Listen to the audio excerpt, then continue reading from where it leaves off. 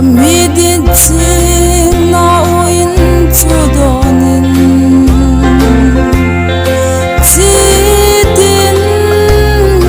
le nam tinin anin roita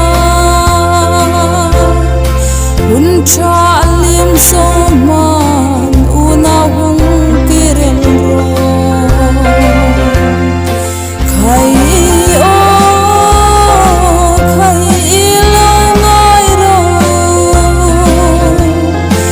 Van komindang noni komule tui pui komindang noni sinarap tan kova engirta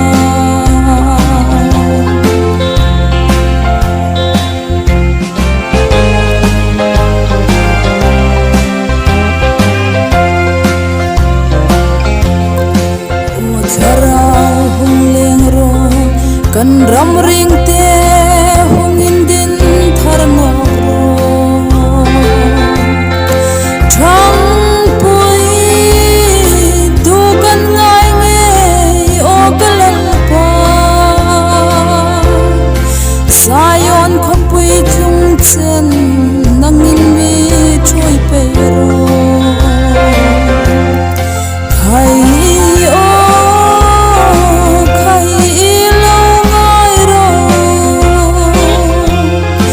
Van komindang noni komule tui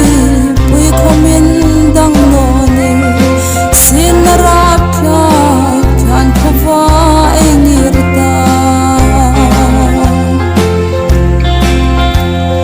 Doleral sang sin kom lalpa